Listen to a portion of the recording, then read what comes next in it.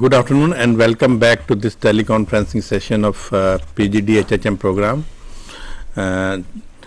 Today we are covering the topic of organization and management of hospitals, and before we went for break we have talked about the certain problems in the various departments of the hospitals, and subsequently we touched upon that what are the important issues in public relation department of a hospital.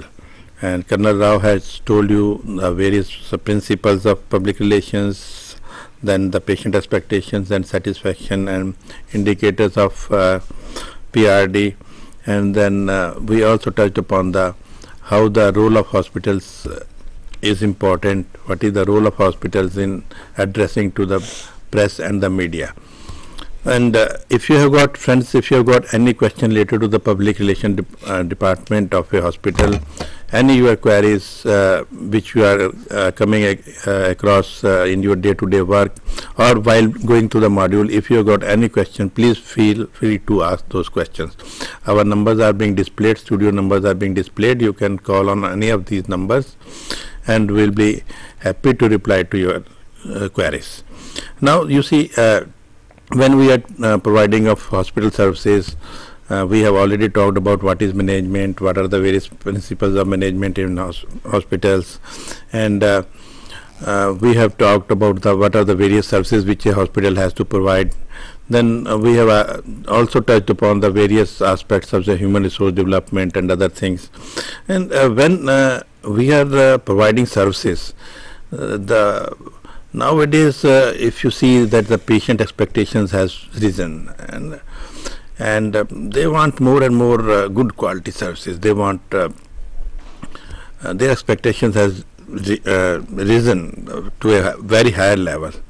So now this in whole this scenario, the quality becomes a very important issue. Now we have to address that. In order to have a higher level of patient satisfaction, how to go about the quality control. And you see, you will agree with me that when we are talking about quality assurance, it's not only that what you say, providing the good MAS or something like that, but good patient care, the quality medical care, then other aspects also need to be taken. So this quality control is not only providing of the good services, but it involves other aspects also. So now in this particular session, we'll try to touch upon what are the various aspects of quality management, how the total quality management can be managed, and what are the other related aspects which are related to the quality of medical care in the hospitals. And I will again request Colonel S.K.M. Rao to just tell our learners in brief, sir, if you can cover in 20-25 minutes so that we can give some time to our learners that they can ask some questions also. Sure. About the quality management system, first we will talk about quality concepts, because there is always a confusion in the minds that what is after all quality and how it is related with the health care or the patient care. There are various concepts which are relating and confusing also. Many things are like quality assurance, quality control, quality management system. Then you have continual quality improvement, CQI, TQM, Six Sigma, and what have you. So many terminologies which are there in the quality area. I would like to step by step go in that we start with a little background of quality, because quality actually started with the manufacturing industry, in which people started looking for quality aspects in a product. Then later on it came up to the service industry, where what is the parameter by which we define and evaluate its performance of a product, that was termed as quality. That is where the search for quality started. Then it came slowly to the hospital scenario from manufacturing side. It all emanated first from manufacturing industry, and then it came to the hospital industry. Quality has been defined by various gurus of quality, which are Phillips Crosby, Edward Deming, Joseph Juran, Avidis Donabedian. Why I am saying Avidis Donabedian? Because he is specific to the healthcare also. We'll go one by one about various definitions which these quality gurus have given. Crosby says conformance to the requirement and compliance with the defined standards. Juran says that you first plan, then control, and then improve the quality. Then Deming says that consistent conformance to customer expectation. He has brought in the customer's aspect in this. And Kaizen says continual improvement process involving everyone in a personal quest for excellence. Donabedian, as I was telling you about healthcare, he has said quality was described as based on three-legged model, that is structure, process, and outcome for every applicable situation in the hospital setup. In terms of healthcare, quality has been defined by a joint commission on accreditation of healthcare organizations in America. The degree to which patient care services increase the probability of desired outcomes and reduce the probability of undesired outcomes given the current state of knowledge. That means it is all current state which is important. That means then it keeps on, concept of quality also keep on changing from time to time. Donabedian, who is a health quality guru, he says there are three aspects to quality in the healthcare. One is absolutist, which says that consider the possibility of benefit and harm to health as valued by practitioner with no attention to cost.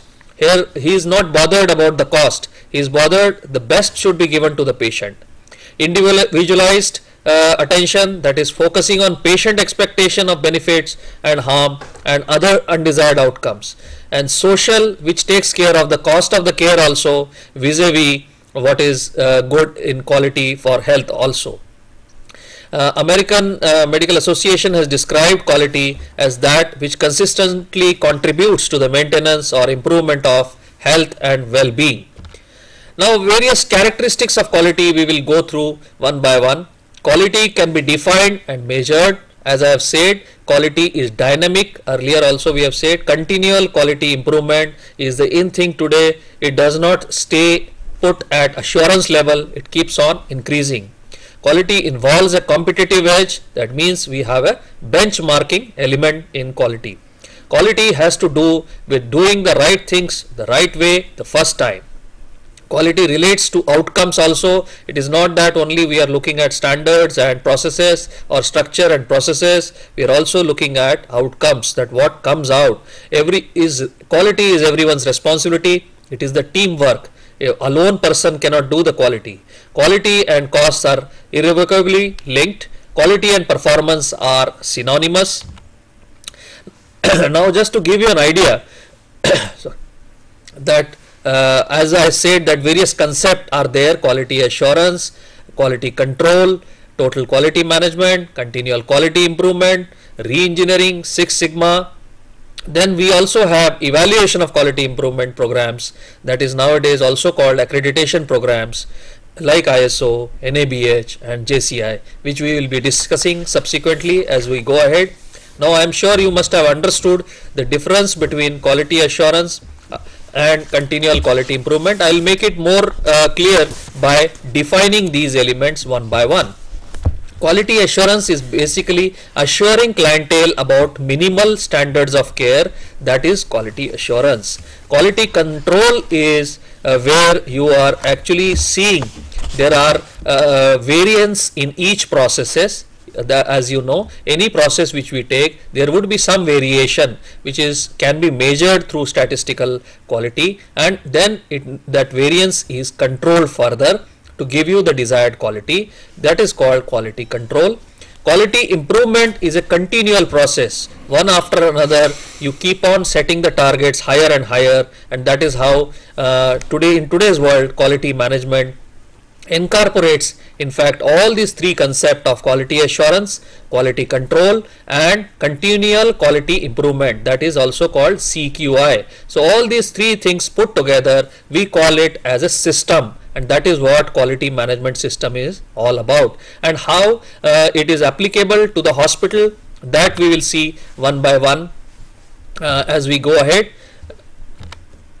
Total quality has an infinite number of elements, and it is impossible to assess them all. All we can demonstrate improvements in performed elements of care, that is in terms of technical care or in terms of service quality, what we call art of care. So quality is has to be planned, and these two elements have to be kept in mind. One is a technical aspect, that is patient centered functions, and another aspect is service quality, that is management centered functions. Both are very, very important in healthcare, which have to be taken care of holistically. Then only the quality management system can be active. Now we will discuss about the Avedis Donabedian model, which I have been discussing earlier, that is structure, process, and outcome in terms of quality management system in the hospitals. So these components of healthcare services quality, in technical aspect, it involves the staff, it involves the equipment, it involves the training, various teaching affiliations, size, volume, ownership. In process, if we see accuracy of diagnosis, appropriateness of treatment, skills, planning, sequencing, practice guidelines. In outcomes, we have morbidity, mortality, health status, palliation, frequency of adverse events, and malpractices. So I'll give you one by one example. What we will do is, first we will define the standard, then we will define what are the measurable elements of this, and then go on for the various examples which I will give. A standard is a statement that defines the structure and processes that must be substantially in place in an organization to enhance the quality of care. This is the definition of the standard, which the measurable element is objective element. How do I measure this? I measure it through an objective element. And accepted compliance with objective elements determines the overall compliance with a standard.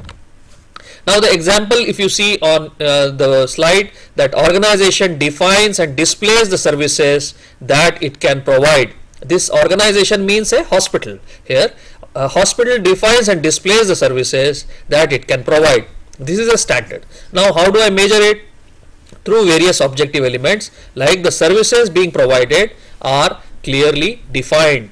The services are being provided are clearly defined in terms of, you should be knowing what are services are being provided. That is your clinical services, objective OPDs, and inpatient services, operation theatre, ICU, all those services. The defined services are prominently displayed in terms of nephrologist is present or not present, or various other elements like oncology.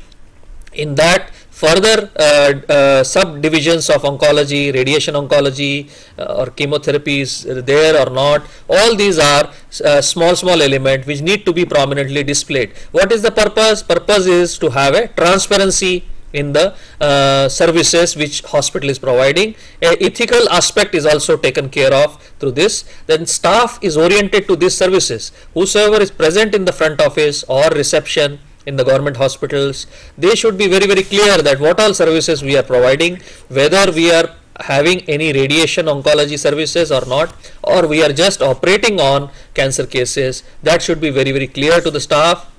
Which all doctors are available in the hospital, which all doctors are at present not available in the hospital, should be very, very clear to the staff who is there in the hospital. Now I go a step further and I explain to you what is the example of the standard.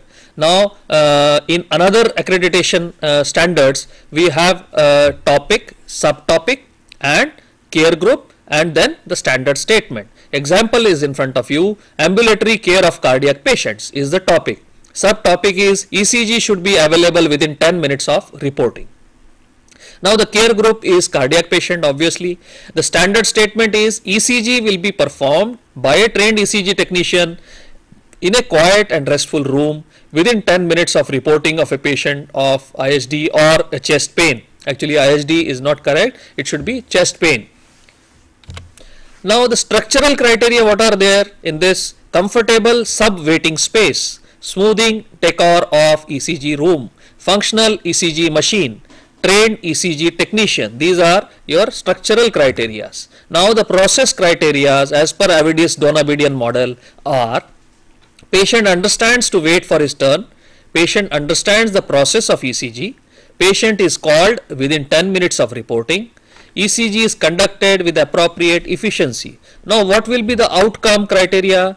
Patient calm and restful, patient fully satisfied, correct ECG report, and consultant is satisfied. These are some of the outcomes which can be defined and can be measured also by various criterias, and that is why I have shown you this example in some other accreditation standards. Now what are the general quality requirements in the healthcare? We have to have certain elements which have not been defined earlier by various people. In healthcare there is a specific need to measure certain things like psychosocial needs of the patients, which were hitherto not taken care of by various other quality parameters, like for example patient rights and various other elements of psychosocial aspect of explaining patients about the treatment modalities, about the surgery, about various complications, what are their religious beliefs, what are their cultural beliefs. Those are all covered through psychosocial needs.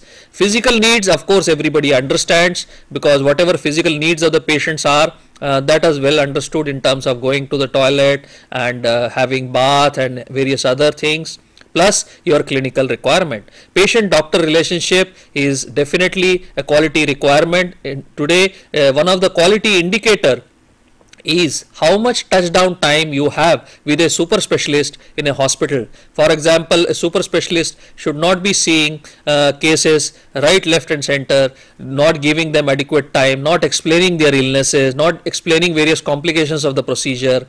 They should have an adequate touchdown time with the patient. That is one of the quality criteria. State of the art technology and support facilities, as you are aware that the technology is changing very fast. Today whatever we had earlier 10 years before is totally changed, and we have newer and newer technology coming up. Support facilities are also changing every day in terms of hospital laundry, in terms of hospital engineering services, air conditioning and what have you. So skills of medical and paramedical staff also is one of the quality requirement. Ratio of doctors and nurses, it is known fact that doctor nurse ratio or nurse patient ratio, doctor patient ratio is a very important indicator of quality, because that much time you have with the patient, you will be able to give much more better care. So staff is a very important aspect which suffers in many of the hospital. Nursing care, efficiency and compassion, room and ward management, food and catering, cost of treatment and facilities for attendants. These are some of the newer requirements. Now we also must understand that it is not only the patients who are customers in healthcare setup. There are various other customers, internal customers what we call in a healthcare setup, which are your doctors, staff, management, various TPAs, insurance agencies, regulatory agencies. Then you have attendants of the patients or visitors who are coming to your facility. All these become a part of your quality management system in health setup. Now I'll talk about emerging healthcare quality scenario in India. In 1980s we had that phenomena that we do not really require quality, and nobody knew what is it and why it is needed equality. But in 1990s a few were knowing, those who had come from abroad, for example America, UK and various other places, they were knowing this terminology of quality management system, because industry had picked it up there, and now it was turn of India also. But everybody said that it is only a foreign fad, it is not required in India. But now if you see in 2004 onwards, it has picked up. A national initiative has also started in quality management system in healthcare, and now everybody wants it urgently, because that is where the clientele, the patients who are coming to you are also demanding the quality in healthcare setup. You are demanding quality when you go to the market and see a particular brand of shoe or a chappal or see some vegetables. You always say that this is not good quality. So if we can say this for other things, we can always say this for our own health or our own human body. And that is where this quality concepts have started in the healthcare also, and red alert has been sounded. So what is the effect of this? We will see. What are the driving factors which said about the healthcare? Yes, please. Yeah, Yes, please ask your question. Hello Yes, please. अब बात कर रहे हैं. Hello हाँ बोलिए. हाँ बोलिए. Hello हाँ बोलिए. Sir I have a question. हाँ, I am doctor Mahesh Himadri. हाँ डॉक्टर महेश कहाँ से बोल रहे हैं आप? Sir in quality care Abu Road. Abu Road. Okay.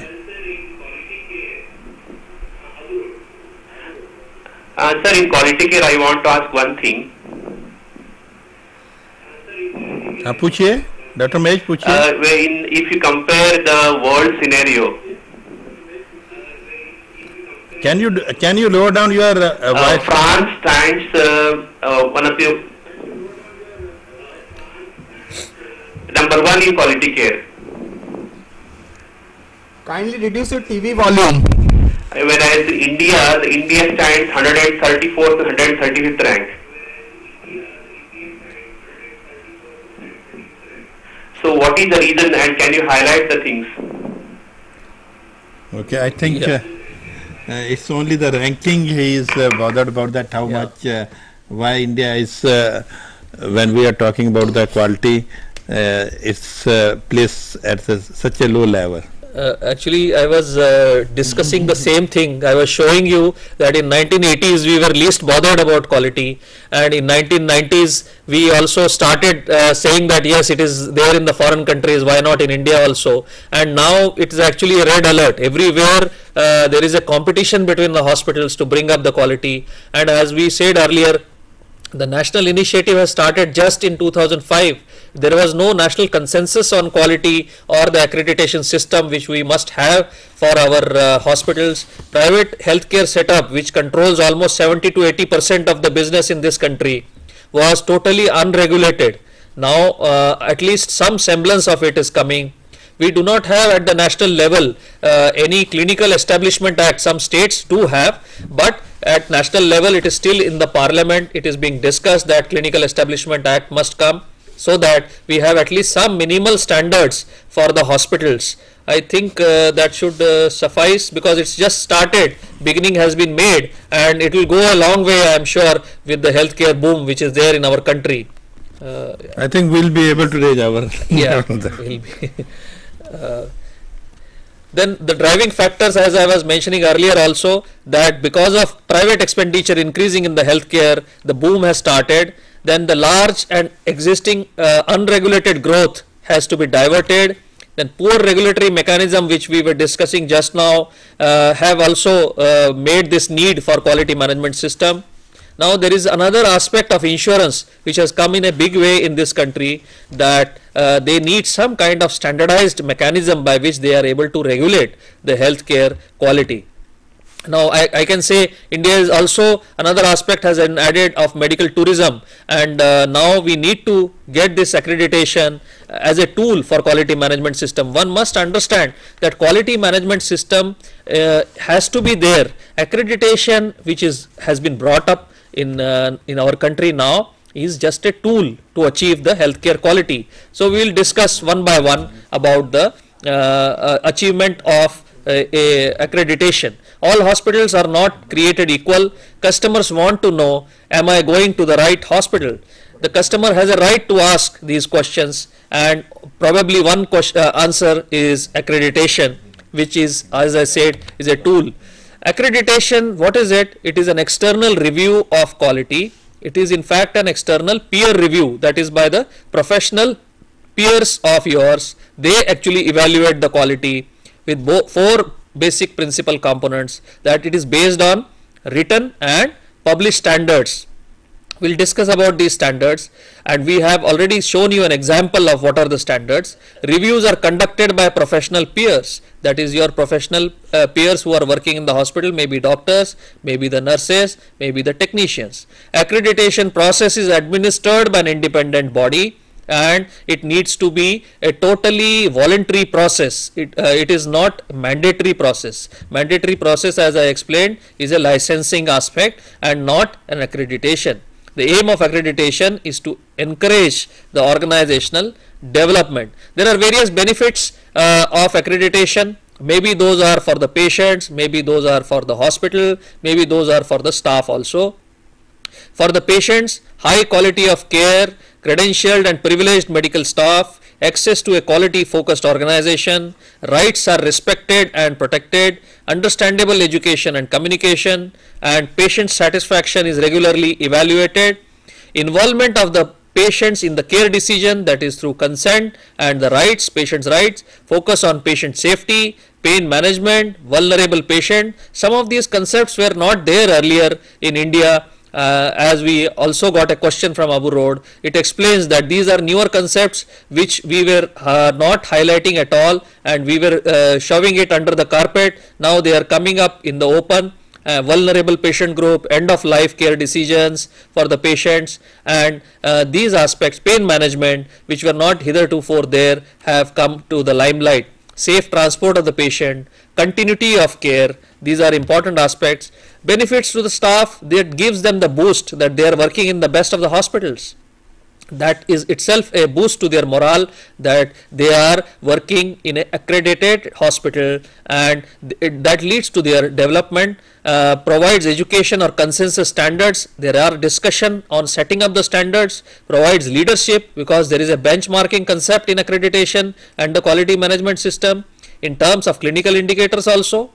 Increases satisfaction with continuous learning, good working environment, leadership and ownership. For the hospital, it stimulates continuous improvement, demonstrates commitment to quality care, raises community confidence, and benchmarking with the best.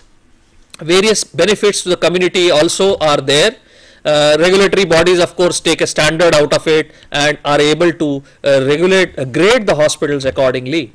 Now, what are the existing modalities which are available for quality management system in this country? As we discussed earlier, we have licensing in certain states, the West Bengal State Clinical Establishment Act, Bombay Nursing Home, Delhi Nursing Home Act. All these acts are there in various states, but there is, as we discussed, a Central Clinical Establishment Act which is pending in the Parliament for discussion, will be made applicable as soon as it is passed to entire country, and that will be some basic minimal standards it will give to our quality system in the healthcare. Then there are ISO systems which are basically specific to the industry as such and not specific to the healthcare, and they are mostly process based.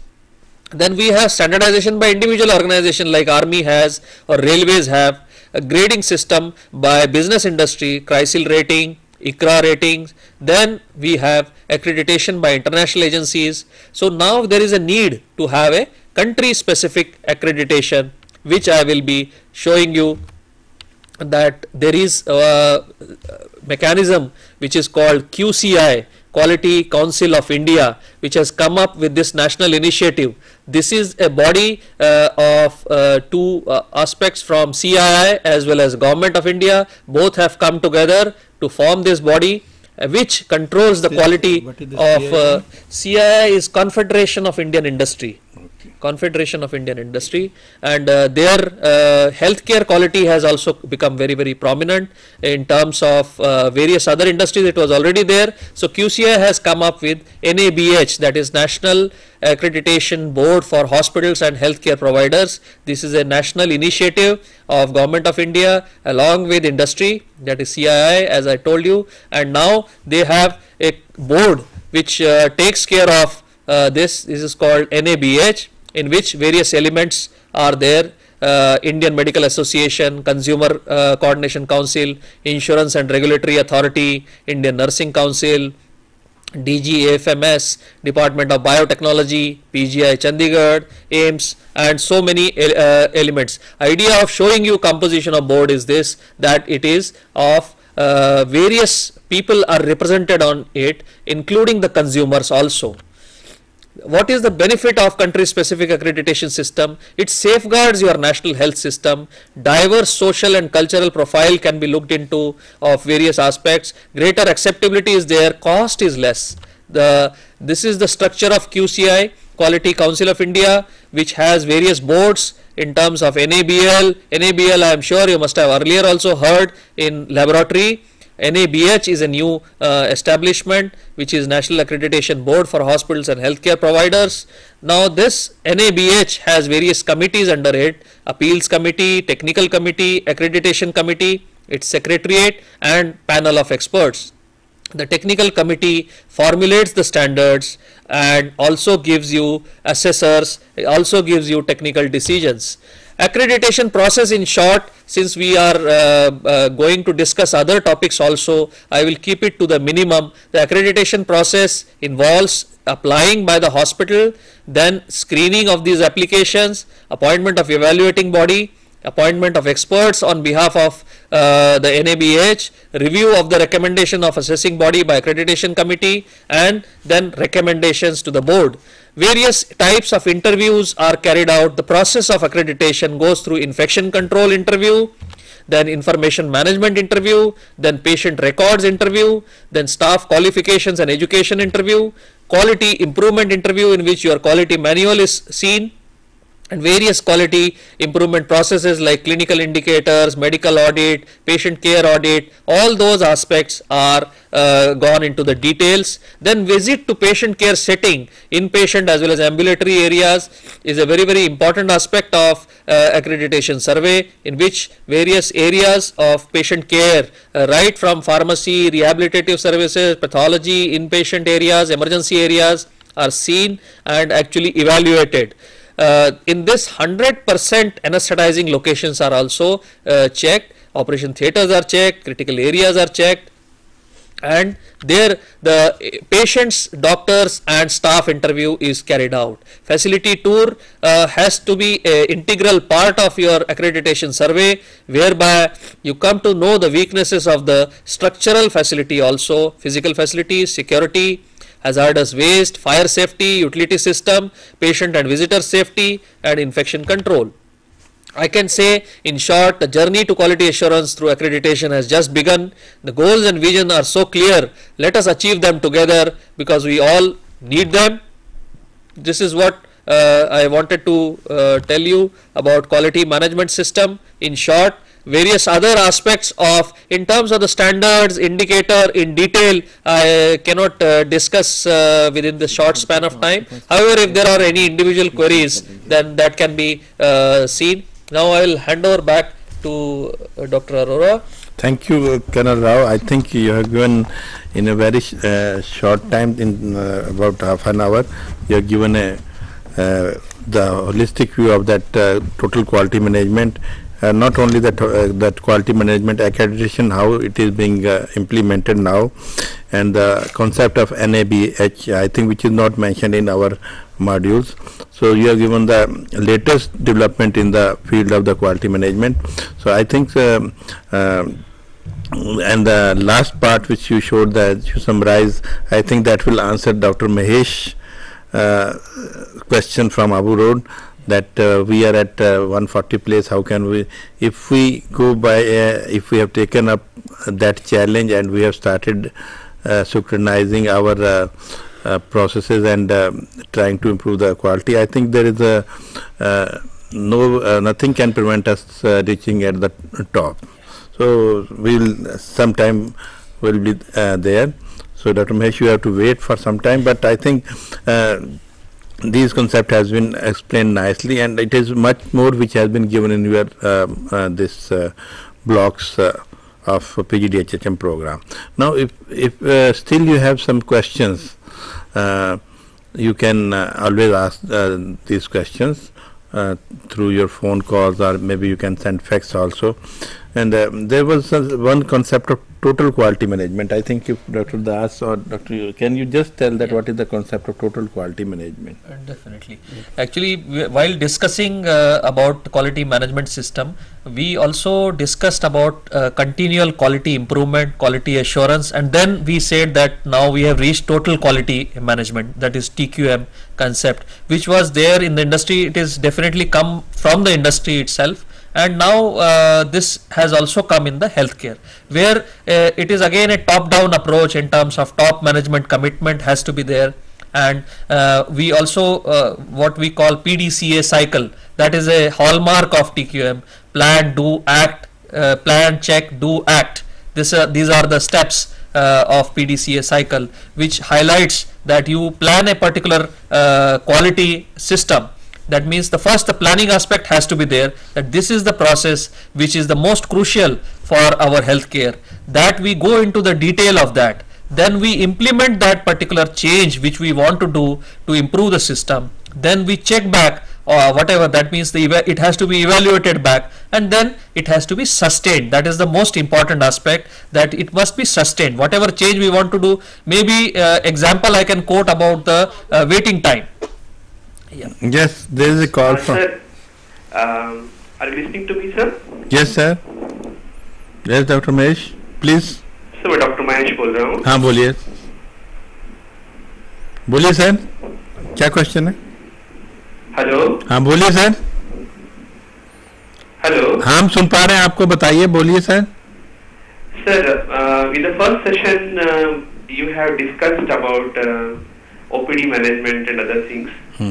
So, but what I want is, can you emphasize on different problem behaviors of the patient? And if this is studied inextensively, that can become a benchmark for the students who are learning this course. Actually, and it's going to be most useful.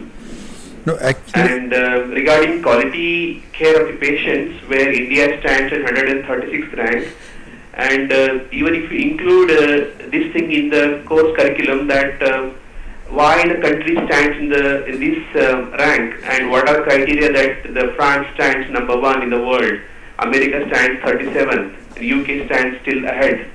So if people know about this, and they'll be able to bring quality in a very in a very extensively, very faster rate. Thank you. Okay, thank you very much. I think we'll try to take up your suggestions, and when we are revising this our course, we'll try to put some of these concepts. Like you mentioned that the management of OPD, just this was in context of when we are talking about the public relations.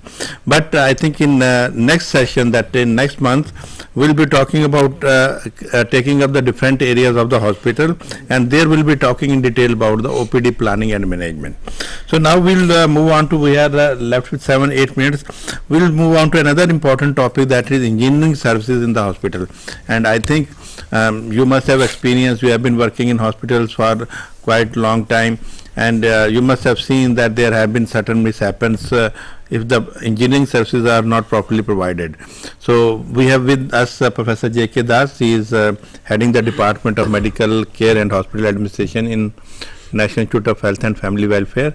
Dr. Das, can you tell our learner some basic concepts about the hospital engineering services, and what role this our students can play when they are working in that particular hospital?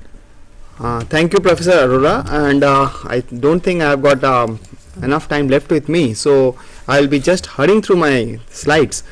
Now, as you know, this hospital engineering service or the hospital engineering department, this is a department is involved in planning, designing, procurement, testing of materials and equipments of the hospital or the suppliers at the factory, and attend to breakdown, repair, preventive maintenance, so many things. So in one word, you can say they are really the backbone, particularly in the backdrop when with the advent of technology, the medical care is so much dependent on our this kind of high-tech equipments or high sophisticated kind of our management. Now this department is required to advise the authority on maintenance problems at an early stage and the remedial measures which are to be taken. So they definitely plays a very, very crucial role, because whenever we are having this equipments, particularly the capital equipments, and nowadays they are so costly, and if they are not been properly maintained, or I mean that at the right decision is not taken at the time of the procurement, so it is not only the wastage of your resources, blocking of your finance resource, also due to the downtime period we are losing some of our precious time also. So as I was telling, that is the financial involvement, that is 40% of the cost of the hospital building goes into the engineering services, and in some studies they even say it is more than even 50% also. And 1/7 of the annual hospital expenditure is for the maintenance and operation of all hospital plants. So with this backdrop, what are the functional areas? As you know all, that is the electrical, mechanical, civil, biomedical, air conditioning, horticulture, and various automobiles, which includes your vehicles. Now the functional, that installation and maintenance of the assets, which include the periodical services, and repair and renovation of the equipment and system, so that they are not only always in the working time, you are also ensuring or guaranteeing the uptime period of all these sophisticated and costly equipments. So I need not to go into the details of it. These are all those departments which are directly related to the specialist or the doctors who are actually utilizing or using it, and this PH is that public health engineering.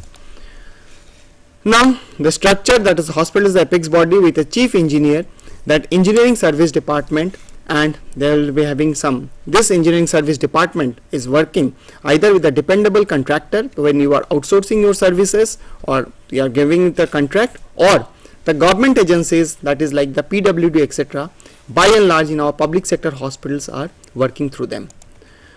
Now roles on the support service are the maintenance of a safe environment, reduction of the cost of the hospital operation, as I was telling, right from the procurement down to the maintenance, dealing with the breakdowns and in the emergency situations to handle them, planned preventive maintenance. This is very, very important. That old saying, a stitch in time saves 9. So if we are taking those proper planned preventive maintenance of these costly equipments, we can not only save the cost of those maintenance, but also ensuring the uptime of this equipment, which for a service provider is much more important. Execution of the new jobs and advice in procurement of the equipments. Role in the utility service, that is the electricity, water supply, waste disposal, refrigeration and air conditioning, ventilation, environmental control, and these are some comparison of the PWD and engineering services. Because the shortage of time, I am not going to the details of it. But accountability of the hospital engineering service, it is dedicated to the patient safeguard and comfortability, and ensure the hospital administrator on optimum functioning of all plants of the organization. Hence, this is for the technical evaluation, that before purchase, installation of the equipment so that they are properly installed, first line assistance, they will helping the operators to guide them, on job training of the user department, and biomedical innovation with minor adjustment which will be suitable to the users. And as I was talking about the preventive measures, that is better than repairing after breakdown. It minimizes frequent breakdown and optimum functioning of the equipment with maximum output. Useful for the sophisticated equipments and planned preventive maintenance, which should be, it will be always better to have in-house maintenance instead of depending on somebody else. So these are the other details, I am not going to it. And HES, maybe we can keep it for after the break. We can come and cover some of that. Some of these areas are very important. So what I will request Dr. Das, we can stop it just here.